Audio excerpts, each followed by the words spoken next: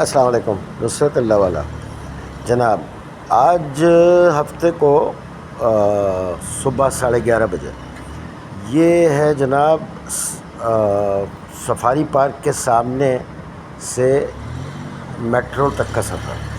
اب آپ کھڈے دیکھتے جائیے اور پانی دیکھتے جائیے اور روڈ کا حال دیکھتے جائیے۔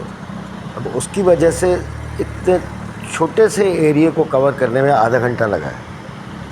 اب دیکھیں آپ گاڑیاں کس طرح جا رہی ہیں اور کس طرح، بلکہ جا ہی نہیں سکتی نا اس سے زیادہ تیز، اتنے کھڈے ہیں۔ اور آگے جا کے وہ کہ ایک گاڑی صرف گزر سکتی ہے، جس کی وجہ سے پیچھے یہ اتنا سارا ٹریفک جام ہو جاتا ہے۔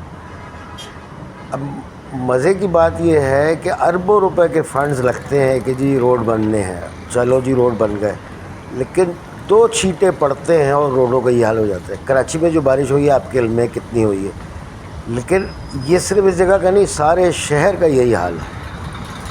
اب آپ دیکھتے چلے جائیں، عذاب ہو جاتا ہے گاڑی چلانا، مطلب دل دکھتا ہے کہ یار انہوں نے کہاں لا کے کراچی والوں کو مار دیا ہے۔ لگتا ہے پتہ نہیں کہاں، یعنی کھڈوں میں گند، کچرا، ٹوٹے ہوئے روڈ۔ گھر نکلتے ہی جو فرسٹریشن شروع ہوتی ہے نا، وہ شام تک جب تک آپ گھر نہیں آ جاتے، اور وہ وہاں پھر وہ الگ کہانی ہے کہ جی آج پانی نہیں آیا، تو آج بجلی نہیں ہے، تو آج گیس یہ ہو گئی، تو وہ کہانی اپنی جگہ۔ اب یہ حال آپ دیکھ لیجیے روڈوں کا، اللہ رحم کر دے۔ 2 چھینٹے پڑتے نہیں روڈ پھر تباہ، بلکہ ایسے موقع پہ تو سرکار ہماری خوش ہوتی ہوگی، چلو بھائی اب نئی لاٹری کھلے گی، اب نئے سرے سے فنڈ ملیں گے ہمیں، پھر نئے روڈ بنیں گے جی۔ بڑے